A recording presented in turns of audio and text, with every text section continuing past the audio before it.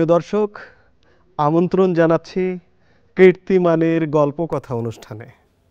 আপনারা যারা নিয়মিত এই অনুষ্ঠানটি দেখেন তারা নিশ্চয়ই জানেন দেশ যাদের নিয়ে গর্ব করে আমরা সেই সমস্ত গর্ব করবার মতো মানুষের জীবন এবং কর্ম এই অনুষ্ঠানে উপস্থাপন করে থাকি। আজকেও ঠিক তেমনি একজন গর্ব করবার মতো মানুষ আমাদের এই অনুষ্ঠানে উপস্থিত আছেন।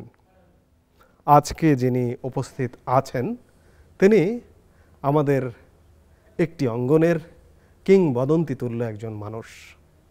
এই মানুষটি হচ্ছেন আমাদের সকলের প্রিয় নৃত্য গুরু আমানুল হক।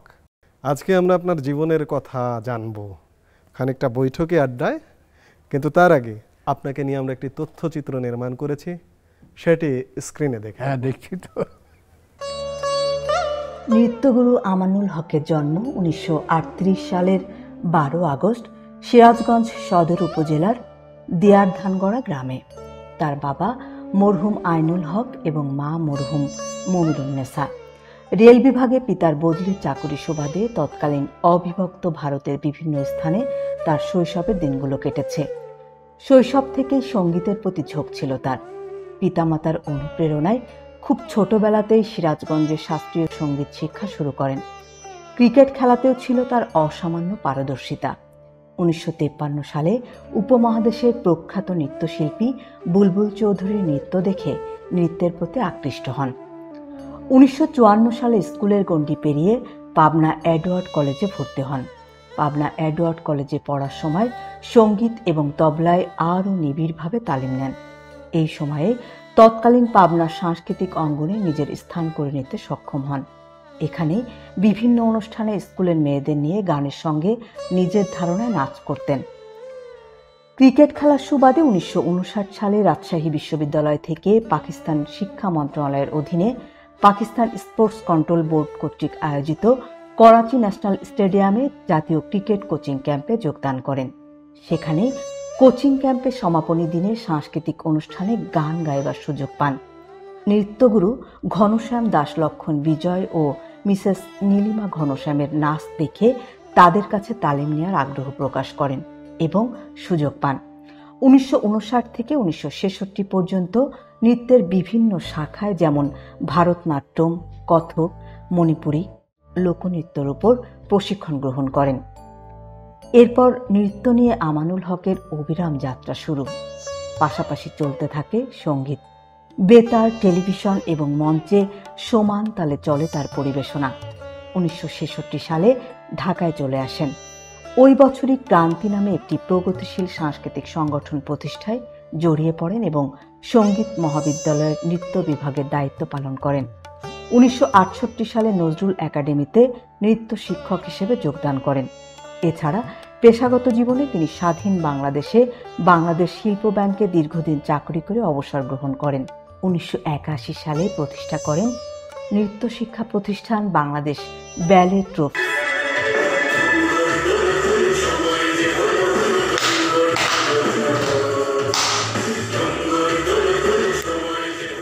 এ সংগঠন থেকে বাংলাদেশের নৃত্যকলায় মান উন্নয়ন এবং বাংলাদেশের নৃত্যের স্বতন্ত্র ধারা সৃষ্টির ঐকান্তিক প্রচেষ্টা চালিয়ে যাচ্ছেন। তৈরি করেছেন অসংখ্য নৃত্যশিল্পী। আমানুল হক শুধু নিজের নৃত্য পরিবেশন এবং শিক্ষার্থী তৈরিতেই সীমাবদ্ধ থাকেননি।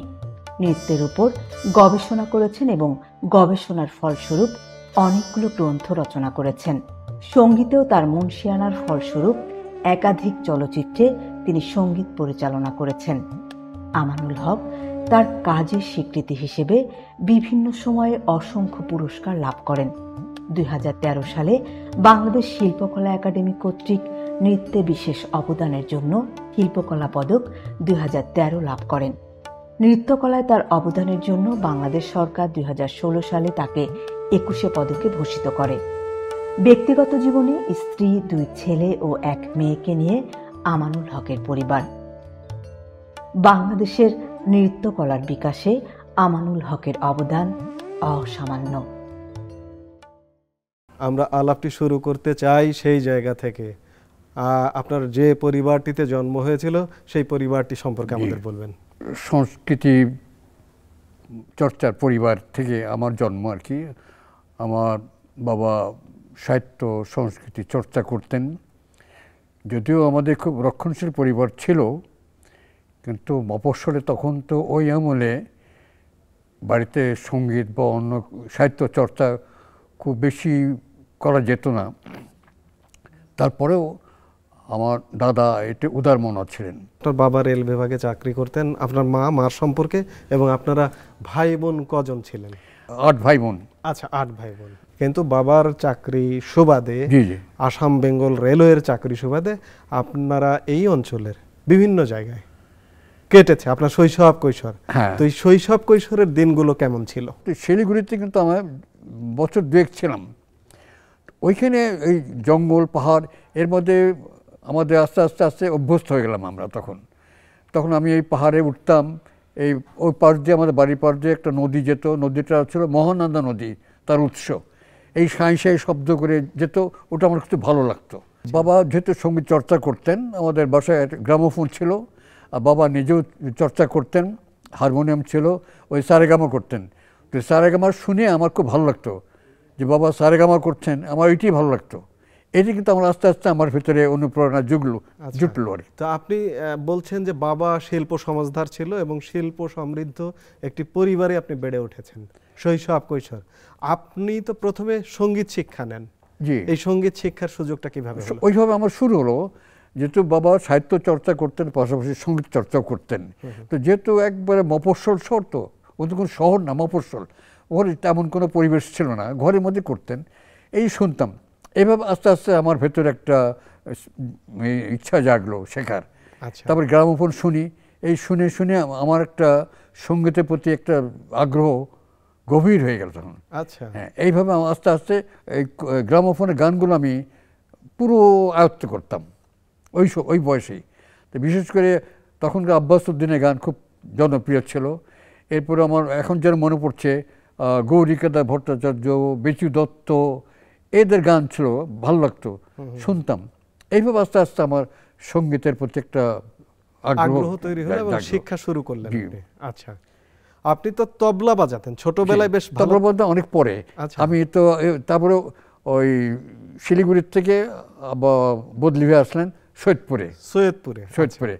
এই সৈয়দপুরে এসেই কিন্তু আমার মানে জ্ঞানের পরিধিটা বেড়ে গেল। ওইখানে শিলিগুড়ির মতো পরিবেশ ছিল না, এখানে অনেক বন্ধুবান্ধব জুটে গেল। তারপরে আবার ওইখানে স্কুলে ভর্তি হলাম। আগে কিন্তু শিলিগুড়িতে লেখাপড়ার কোনো স্কোপ ছিল না। তারপরে সৈয়দপুরে এসে ওই রেলওয়েরই ইনস্টিটিউট ছিল একটা, ওটাকে বলতো বিআর সিং ইনস্টিটিউট। আচ্ছা, ওইখানে ভর্তি করে দিলেন আব্বা। আমরা 2 ভাই বোন ভর্তি হলাম। ওই শুরু হলো আমাদের স্কুলে যাওয়া আসা, লেখাপড়া শুরু হলো। আস্তে আস্তে পাড়ার মধ্যে যে আরও ছিল জনবসতি যারা ছিল, তাদের ভিতরে সাহিত্য চর্চা, সঙ্গীত চর্চা। সবচেয়ে বড় হচ্ছে কি, আমার মা যে সেলাই জানতেন, এই সেলাইয়ের খবর সব রটে গেল। আচ্ছা, এই তোরা ওই সৈয়দপুরে ওই রেলের কলোনির সব মহিলারা বাসায় আসতেন, এসে সেলাই করতেন। আমাদের পাশের বাসা যে ভদ্রলোক ছিলেন, তার নাম ছিল সুকুমার সরকার, ওই আমার বাবার মানে সিনিয়র সহকর্মী। তার 3 মেয়ে ছিল, ওদেরও গানের চর্চা ছিল বাসায়। তো ওদের গানের চর্চা আমারও খুব ভালো লাগতো, আমিও বসতাম। এইভাবে আস্তে আস্তে আমার হাতে খড়ি হলো গানের। হ্যাঁ, হারমোনিয়াম তখন আস্তে আস্তে আমি আয়ত্ত করতে লাগলাম। তারপর আমিও সারেগামা করতে করতে গান তুলে ফেললাম। আচ্ছা, তো এই পাশে যে মহিলা ছিলেন, তার 3 মেয়ে, বড় মেয়ে ছিল রেবাদি ভালো গান জানতেন, ওই আমাকে গান টান শেখাতেন। এইভাবে আস্তে আস্তে রেলওয়ে কলোনির একটা মহিলা সমিতি ছিল, সেখানে আমাকে ভর্তি করে দিল। আচ্ছা, মা সেলাই শেখাতেন আর আমি গান টান করতাম। ওখানে আরেকটা হলো কি, ব্রতচারী চর্চা হতো। আচ্ছা, আচ্ছা, ওই ব্রতচারী চর্চা আমার খুব ভালো লাগতো। আমি ব্রতচারী চর্চাও মোটামুটি আয়ত্ত করে ফেললাম। এইভাবে আমার সৈয়দপুরে সঙ্গীত, সাহিত্য, এমন খেলাধুলা বিকাশ হতে শুরু হলো। আপনি তবলা বাজানো কখন শুরু করলেন? তবলা বাজালাম আমি যখন আরও বড় হলাম।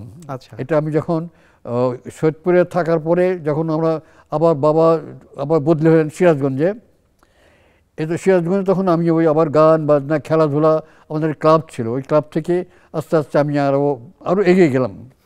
বুঝতে এরপরে 50 সালে 1950 সালে তখন সিরাজগঞ্জে ওস্তাদ দীনেশচন্দ্র মালাকার, আচ্ছা, তার কাছে আমি হাতে খড়ি হলাম শাস্ত্রীয় সঙ্গীতের। আচ্ছা। এই তখন উনি তবলা বাজি বাজে শেখাতেন। তারপরে যখন আমি 54 সালে ম্যাট্রিক পাস করে পাবনায় রোড কলেজ গেলাম, এই তখন আমি ওখানে লোকাল ওস্তাদ ছিলেন ওস্তাদ গোপাল জোরদার, আর শৈলেশ সান্যাল ছিলেন আমার তবলার গুরু।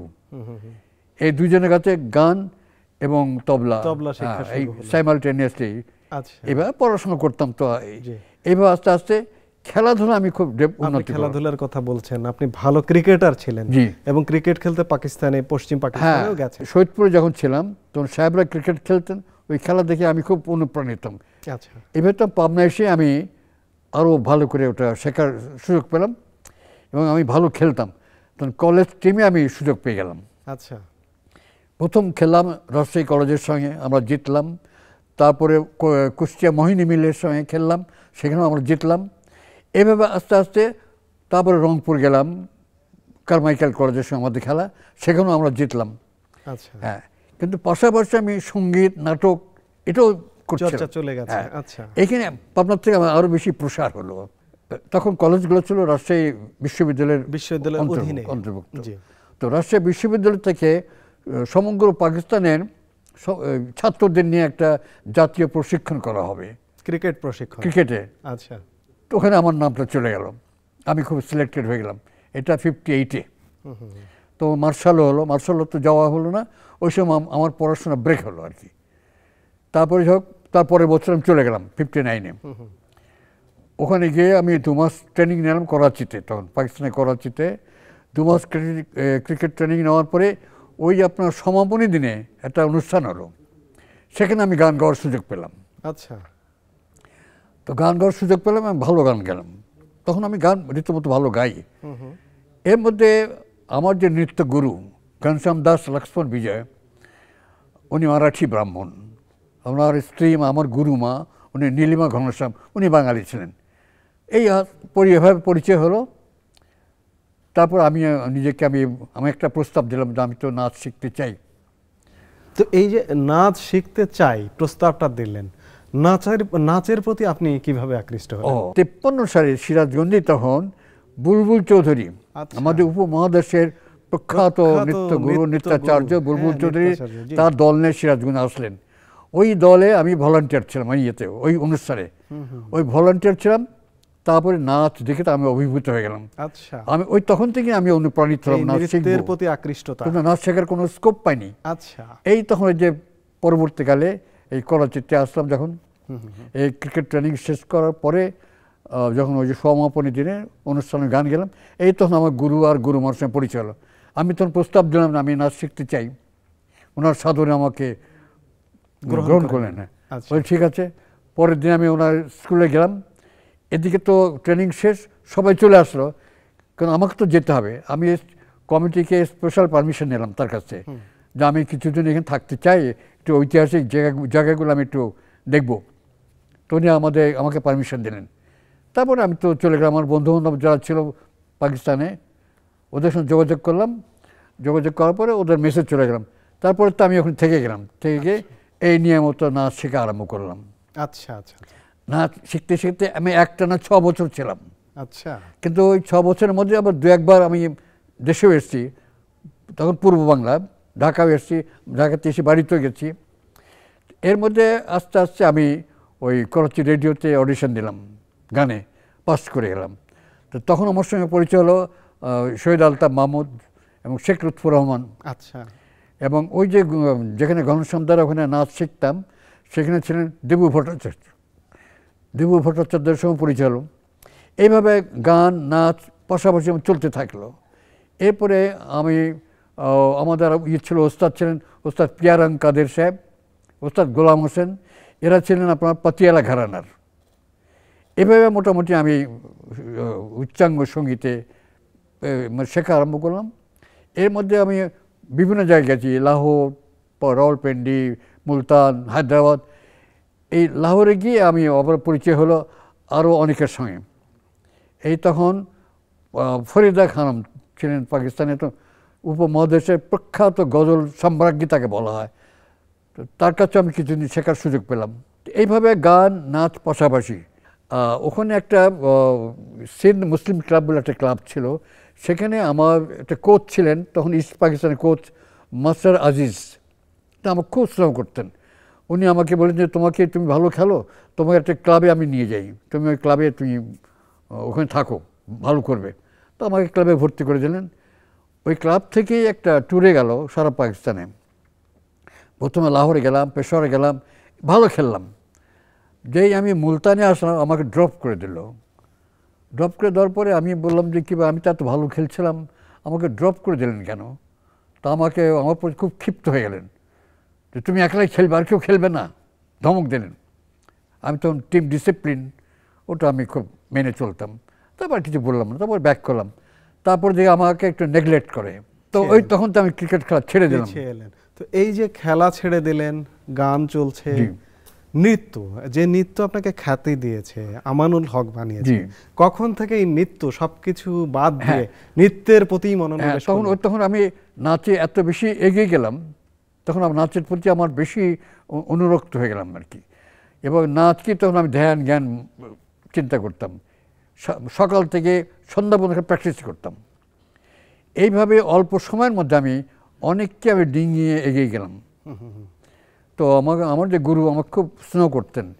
এর মধ্যে একটা অনুষ্ঠান হলো, অনুষ্ঠানে আমি পারফরমেন্স করলাম এবং মোটামুটি আমি মানে ভালো করলাম, এটা আমি নিজে বলি ভালো করলাম। আমার সঙ্গে একটা বিদেশি মেয়ে ছিল, ওই একসাথে আমরা শিখতাম, করলাম। এই জীবনে প্রথম আমার নাচ এটা ছিল জেলে জেলে নিয়ে, আমাদের বাংলাদেশেরই জেলে জেলে নিয়ে লোকনৃত্য। জি, এই আমার প্রথম পারফরমেন্স 1959 সালে। কোথায় এটা হলো? এই তখন করাচি, হায়দ্রাবাদে। আচ্ছা।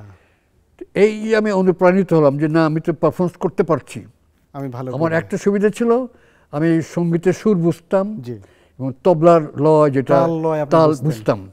এতে আমার নাচ শিখতে খুব সহজ হতো আর কি, অন্য অনেকের চেয়ে আপনি এগিয়ে। জি জি জি। এইভাবে আমি নাচে মোটামুটি মানে ভালোই করলাম।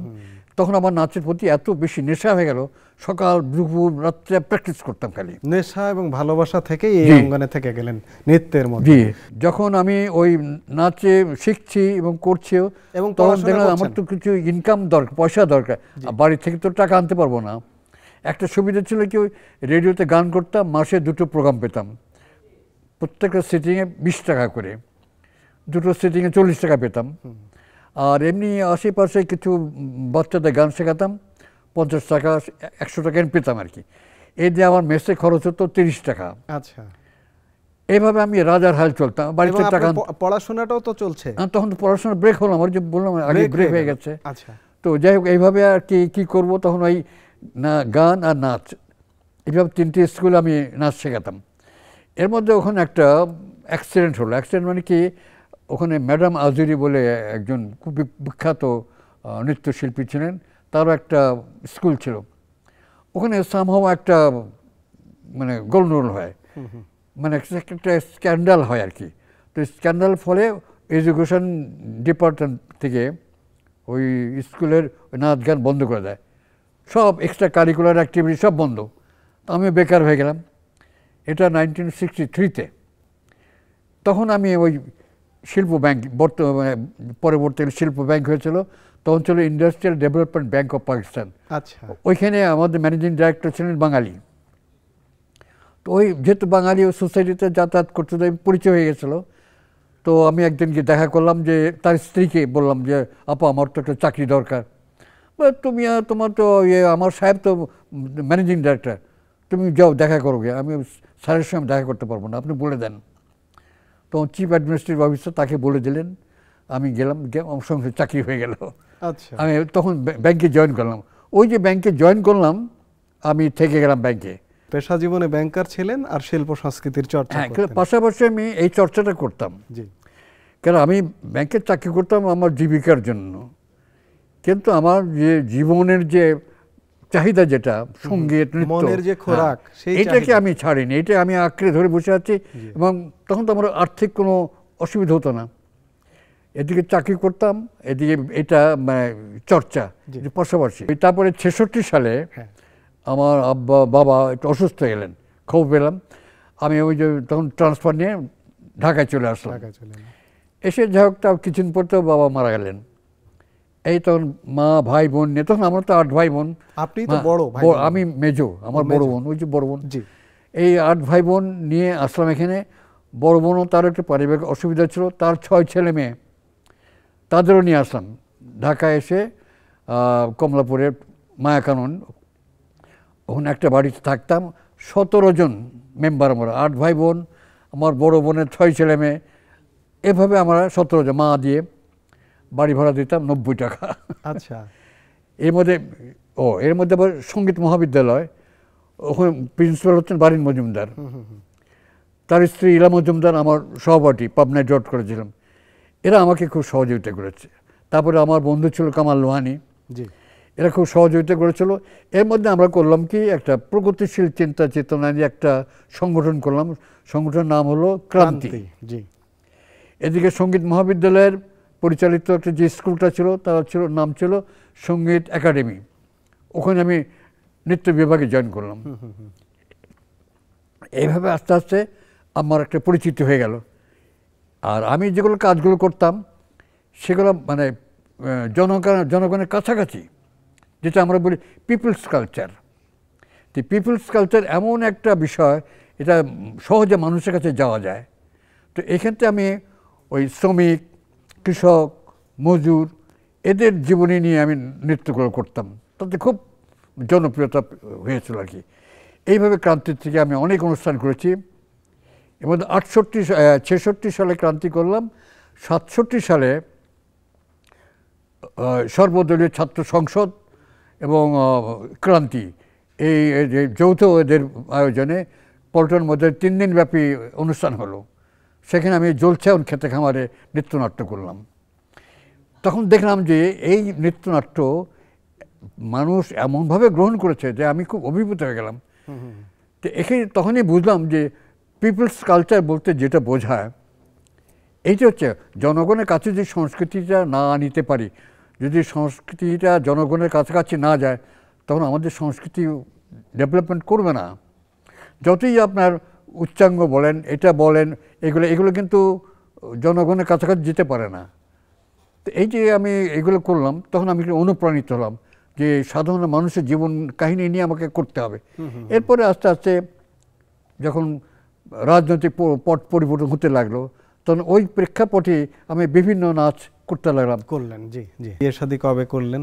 আপনার স্ত্রী আছেন, সন্তানরা আছে, তাদের সম্পর্কে? আমার যে একটা পারিবারিক জীবন হবে, আমি যে একটা বৈবাহিক সূত্রে আবদ্ধ হবে, আমি চিন্তা করিনি সেটা। 69 আর কি। আচ্ছা। বিয়েতে 70 প্রথম দিকে আর কি বিয়ে করলাম। বিয়ে করার পরে যাই হোক, কিন্তু আমি পরিবার থেকে বা আমার স্ত্রীর পক্ষ থেকে কোনো রকম বাধা পাইনি এবং সবসময় উৎসাহ। এখন পর্যন্ত আমার স্ত্রী আমাকে এখন পর্যন্ত সহযোগিতা করে, অনুপ্রাণিত করেন। জি। আপনার 2 ছেলে 1 মেয়ে, তাই তো? স্ত্রী আছেন, নাতি নাতনি আছেন? হ্যাঁ, নাতি নাতনি আছে। আচ্ছা, আমরা তাদের কাছে আপনার সম্পর্কে একটু শুনবো। ছোটবেলা থেকেই বাবাকে তার কর্মময় জীবনের পাশাপাশি সাংস্কৃতিক অঙ্গনে নৃত্য চর্চা, সঙ্গীত চর্চার একনিষ্ঠভাবে চর্চা করতে দেখেছি। বিশেষ করে নৃত্যকলায় তার নিজস্ব ভাবনায়, চিন্তায় কাজ করতে দেখেছি। তার কর্ম দেখে আমরা বড় হয়েছি। তার কর্মময় জীবনের পাশাপাশি সঙ্গীত চর্চা, নৃত্য চর্চার জীবনটা অনেক সংগ্রামমুখর ছিল, তাও আমরা দেখেছি। এখন আমরা বুঝতে পারি যে জীবনে তিনি কত সংগ্রাম করে বড় হয়েছেন। তবু বাবার সাফল্যে আমরা অত্যন্ত গর্বিত। আমার বাবার সঙ্গীত চর্চা, নৃত্য চর্চার পাশাপাশি তিনি আমাদের মানুষের মতো মানুষ করেছেন। আমরা তার প্রতি অত্যন্ত কৃতজ্ঞ। আমরা যদিও তার সঙ্গীত চর্চা, নৃত্য চর্চায় আসতে পারিনি, আমরা চাই আমাদের পরবর্তী জেনারেশন, পরবর্তী প্রজন্ম তার এই ধারাবাহিকতায় অংশ রাখুক এবং তার নাম উজ্জ্বল করুক। আমার মেয়ে মাফরুহা হক জারিয়া তার দাদাকে ছোট থেকে গান, নৃত্য চর্চা করতে দেখে তার অনুপ্রাণিত হয়ে তার দাদার পথে হাঁটার জন্য ইনশাল্লাহ চেষ্টা করবে। আপনারা দোয়া করবেন। উনি তো একজন মানে খুব ভালো লোক, সাহসী লোক এবং উনি মানে কর্মঠ লোক। উনি যা কিছু করেন সব নিজের থেকেই করেন, এবং ওনার পিছনে কেউ নাই। উনি এগোচ্ছেন যে উনি নিজেই সব কিছু ওনার করেন এবং করছেন। উনি তো সরকারি চাকরি করতেন, ব্যাংকার ছিলেন। তার পাশাপাশি উনি নাচ, গান, কবিতা আবৃত্তি, ছবি আঁকা, তার সিনেমায় মিউজিক ডাইরেক্টর হিসেবেও কাজ করেছেন। এককালে ক্রিকেটও খেলতেন। মানে ওনার বলা চলে সব ধরনেরই গুণ আছে, এবং কাজ করে যাচ্ছে। দেশকে উনি খুব ভালোবাসেন। উনি কাজ করে যেতে চায়, দেশের জন্য কিছু লিখে যেতে চায়। নিজেই উনি লেখালেখিও করেন, পত্রিকাতে করেন, ম্যাগাজিনে করেন। ওনার ওই তো আছে, আর ভবিষ্যতেও করবেন। আমি কিছু করি না, কিন্তু ওনাকে শক্তি, সাহস, উৎসাহ সবই আমিই যোগাই। দোয়া করবেন সবাই যেন উনি আরও ভালো ভালো কাজ করে যেতে পারে, রেখে যেতে পারে, এবং উনি ভালো থাকে, সুস্থ থাকে, সুন্দর থাকে। তো এই যে নৃত্য, আপনার নৃত্য, বিভিন্ন জায়গায় নৃত্য করছেন, এবং আপনার নৃত্যের যদি বিশেষত্ব দেখি, আপনি ভারতনাট্যম, কথাকলি কিংবা পূর্ব পশ্চিম পাকিস্তানের লোকনৃত্য, এবং আপনার নৃত্যের ধারাটি যদি বলা যায় যে ক্লাসিক্যাল, একদম আদি ধারা, এগুলো করেছে। হ্যাঁ, এগুলো হচ্ছে কি, আমি যেটা বলি, আমার নৃত্যের যে শিক্ষাটা বিশেষ করে শাস্ত্রীয় নৃত্য, ভরতনাট্যম, কথাকলি, কত্থকও করেছেন আপনি, মণিপুরি, এই তিনটি আমি মোটামুটি আয়ত্ত করেছিলাম। পাশাপাশি লোকনৃত্য তো ছিলই। জি। এখন আমার যে ক্রিয়েশন যেগুলো, আমি এইগুলো কিন্তু ভেঙে করি। এই কত্থকের কথাকলি কিছু মুভমেন্ট, ভরতনাট্যমের মুভমেন্ট, মণিপুরের কিছু মুভমেন্ট নিয়ে আমি আমার যে চিন্তা চেতনা যেগুলো করি, আচ্ছা, একটা মৌলিক ধারা তৈরি করেন নিজস্ব। আচ্ছা, তো এইগুলো নিয়ে আমি নতুন কম্পোজিশন করি। এখন পর্যন্ত সেগুলো করে যাচ্ছি আমি। শুধুমাত্র শিল্প করে আপনাদের সময় জীবিকা নির্বাহ করা যেত না, এখনো জীবিকা নির্বাহ করা যায় না, আপনি এটিকে কিভাবে দেখেন? শুধু ওই সময় শুধু যে শিল্প সংস্কৃতির জীবিকা অর্জন করে এটা সম্ভব ছিল না। এখনো তো সম্ভব নয় না? এখনো কিন্তু নেই। আমি যে প্রফেশন হিসেবে নেব সে সুযোগটা ছিল না, তবে এখন অনেকটা হয়েছে। এখন বিভিন্ন স্কুল কলেজে সুযোগ হয়েছে। তারপরে টেলিভিশন বলেন, এখন প্রায় 37টা না 38টা চ্যানেল হয়েছে। এখন ছেলেমেয়েরা যা শেখে ওখানে করে খাচ্ছে। এই সুবিধাটা আছে এখন, ওই সময় ছিল না। আচ্ছা। এবং বড় বড় শিল্পীরা যারা ছিল এখানে সবাই কিন্তু জীবিকা করেছে চাকরি করে। যেমন সঙ্গীতে শোভিন নন্দী ছিল, জব্বার ছিল, আরও যারা ওই কি ভট্টাচার্য মারা গেছে, ন্যাশনাল ব্যাংকে ছিল। তো এরা সব চাকরি করেছে, চাকরি পাশাপাশি এগুলো করেছে। তো আমিও সেভাবে করেছি। তো তখন কিন্তু প্রত্যেকটা প্রতিষ্ঠানের থেকে একটা সহযোগিতা পেত এরা, জি, যেটা এখন সম্ভব না। আপনি তো বেশ কটা চলচ্চিত্রেও সঙ্গীত পরিচালনা করেছেন এবং নৃত্য পরিচালনা করেছেন, সেই গল্পটা একটু জানতে চাই। আচ্ছা, যখন আমি কমলাপুরে ছিলাম, আমার বন্ধু ছিল শেখ নিয়ামত আলী, চলচ্চিত্রকার শেখ নিয়ামত আলী। তো আমার খুব ঘনিষ্ঠ বন্ধু। তো সে বললো আমি একটা ছবি করবো, আপনার মিউজিক ডাইরেকশন দেবেন। আমি দেখেন, আমি তো কোনো সময় ছবিতে মিউজিক করিনি, আমি ডান্স ডাইরেকশন দিয়েছি, কেন আপনার মিউজিক করতে হবে। আচ্ছা, আমি ঠিক আছে। তখন উনি দহন ছবি করবেন, এই স্ক্রিপ্ট নিয়ে বসলাম, প্রত্যেকটা সিকোয়েন্স নিয়ে আলাপ সালাপ করতে করতে হারমোনিয়াম নিয়ে বসতাম, বসে আমি মিউজিকগুলো আস্তে আস্তে নোট করতাম। এভাবে পরবর্তীকালে যখন পুরো স্ক্রিপ্ট আমি স্টাডি করলাম, তারপর যখন শুটিং শুরু হলো, প্রত্যেক দিন আমি শুটিংয়ে যেতাম।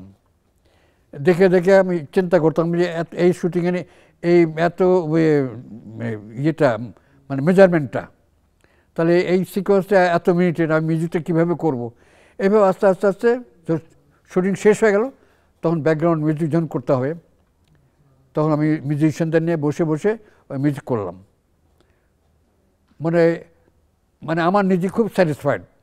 আমি তখন প্রাণ ঢেলে মিউজিকগুলো করলাম, এবং রেকর্ডিং হওয়ার পরে যখন ওটা ওই মিউজিকের সঙ্গে অ্যাড করলাম, এডিটিং বোর্ডে গিয়ে অ্যাড করলাম, দেখলাম না, আমি নিজে তখন অভিভূত হয়ে গেলাম যে আমি কী করলাম এটা। এইভাবে কিন্তু আমার ছবিতে মিউজিক করার একটাই আগ্রহটা আরও বেশি প্রকট হয়ে গেল। এরপরে তার পরবর্তী ছবি অন্য জীবন, সেটাও আমি করলাম। সেটা উনিও খুব খুশি, আমিও খুব তৃপ্ত। এভাবে ওনার 4টে ছবিতে আমি মিউজিক করেছি। মিউজিক করেছেন, বেশ রানী ভালো খালের চলচ্চিত্র। সাঁকো, জি, আহসান হাবিবের, কবি আহসান হাবিবের। আরেকটা হচ্ছে আমি নারী, আচ্ছা, মালিকা বেগম, মালেকা বেগম, আচ্ছা, ওনার কাহিনী আমি নারী। এটা আমি করলাম। নারীর 200 বছরের নারীর ইতিহাস, এই ব্যাকগ্রাউন্ড মিউজিক করলাম।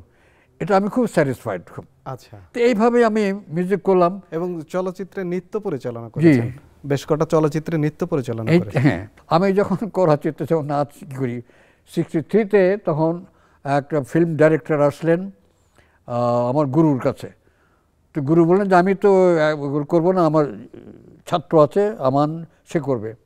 তো আমাকে খুব পছন্দ হলো না ওই ডাইরেক্টরে। পরে যা বসলাম তার সাথে, বসে ওই সিকোয়েন্স আলাপ সালাপ করলাম। পরে যখন শুটিং টুটিং হলো, তো ভালো হয়ে গেল। জি, তো ভালো আমি টিকে গেলাম আর কি। পরে আরেকটা ছবি করেছিলাম, কিন্তু ওটা কমপ্লিট করতে পারিনি, আমি চলে আসলাম। ঢাকায় আসার পরে তুম মেরে হো একটা উর্দু ছবি, ও সুরু বরাবাঙ্কি ডাইরেক্টর ছিলেন, শবনাম আর নাদিম মেইন চরিত্র। সেখানে 2টো নাচ ছিল, ওটা আমি করেছি। মোটামুটি মানে ভালো হয়েছিল আর কি। এইভাবে আমার নাচের ইয়ে হলো। কিন্তু আমার একটা ছিল যে আমি ছবিতে নাচ করব না, আমি গানই করব। 1980 সালে আমার নিজস্ব একটা দল আমি গঠন করি, ওর নাম তো বাংলাদেশ ব্যালে ট্রুপ। ব্যালে ট্রুপ, জি। এই ব্যালে ট্রুপ দিন করলাম। আমার তখন খুব ইন্সপায়ার্ড হলাম যে আমার বেশ সাড়া পাচ্ছি। আমার পরিচিত অন্যান্য জায়গায় যাদের শেখাতাম তাদের নিয়ে আমি দল করলাম, এবং ওই ব্যালে ট্রুপ থেকে আমি অনেক অনুষ্ঠান করেছি। স্বাচ্ছন্দ্যের জায়গা কোনটি, নিজে পারফর্ম করা নাকি প্রশিক্ষণ দেওয়া? মেন উদ্দেশ্য ছিল প্রশিক্ষণটা।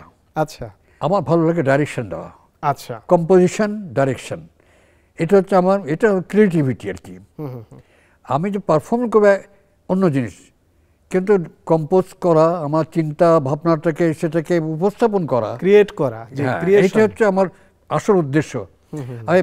আমার প্রত্যেকটা আইটেমে, প্রত্যেকটা নৃত্যনাট্যে আমি যেগুলো করি, আমার থিম, বিশেষ করে আমি ছোটোবেলায় যা দেখেছি, রেল শ্রমিকদের অত্যাচার, জমিদারদের, কৃষকদের প্রতি অত্যাচার, এইসব মিলে কিন্তু আমি সব নাচের মধ্যে নিয়ে এসেছি। অর্থাৎ আপনার নৃত্যে একটা গল্প থাকে, গল্প থাকে।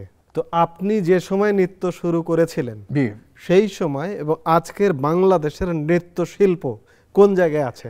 যদি আমি তুলনা করি, তো তখনকার চেয়ে এখনকার যে পরিবেশটা, তখন ছিল নানা রকম মানে ইয়ে ছিল, প্রতিবন্ধকতা ছিল।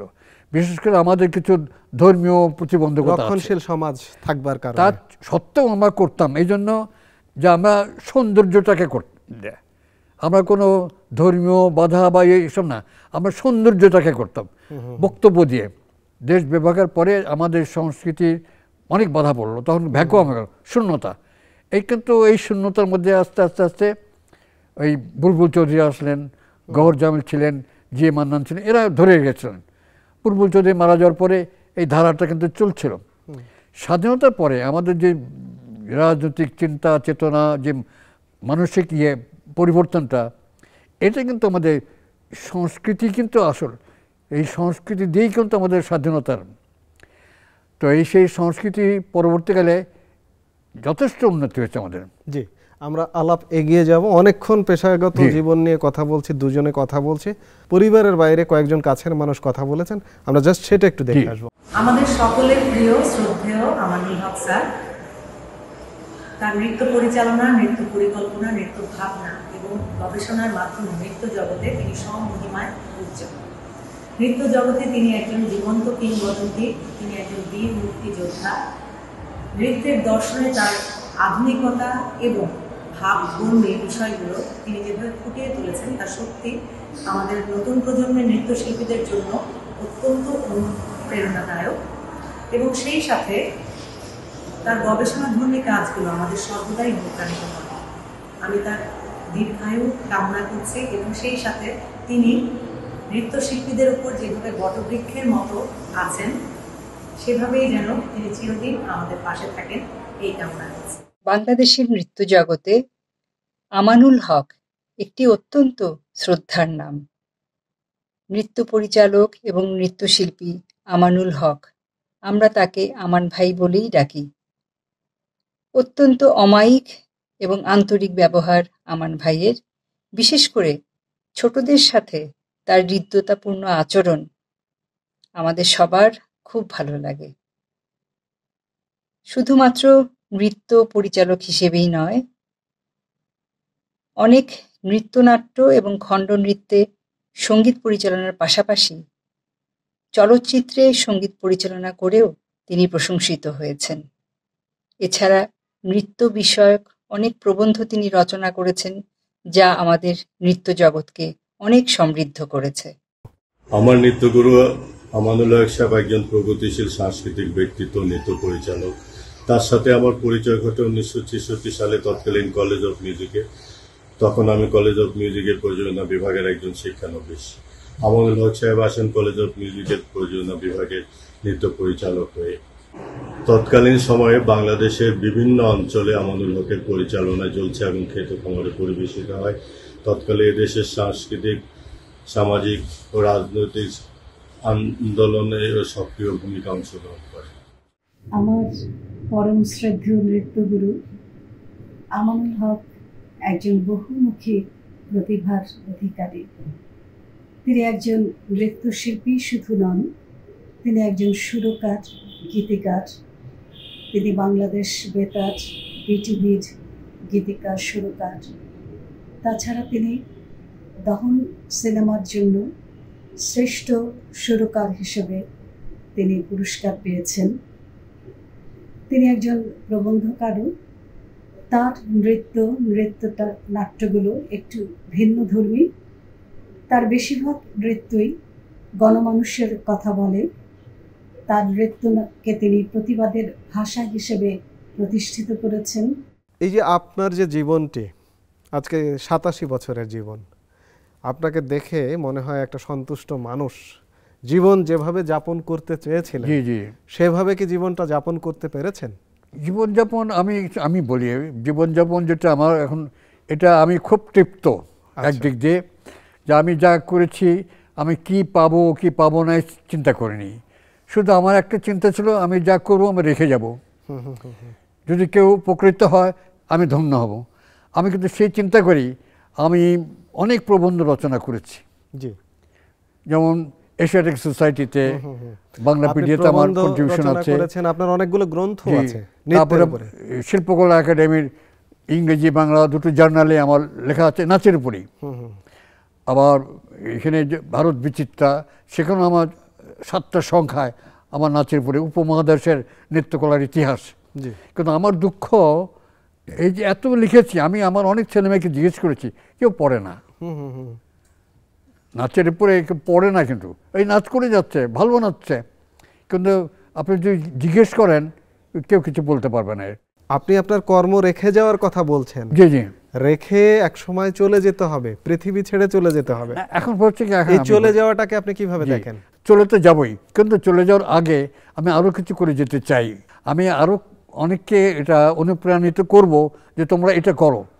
তাহলে হোক কি, আমার দেশের মানুষের জন্য যে আমি করে যেতে পারি, সেটাই কিন্তু থাকে। ভবিষ্যৎ জেনারেশন যারা, তারা কিন্তু ওইটাই ফলো করবে। আচ্ছা, আপনাকে অসংখ্য ধন্যবাদ। প্রিয় দর্শক, আজ এ পর্যন্তই। পরবর্তী পর্বে ঠিক এমনি একজন গর্ব করবার মতো মানুষকে নিয়ে আপনাদের সামনে হাজির হবার আশা রাখছি। সে পর্যন্ত বিদায়। ভালো থাকুন, সুস্থ থাকুন।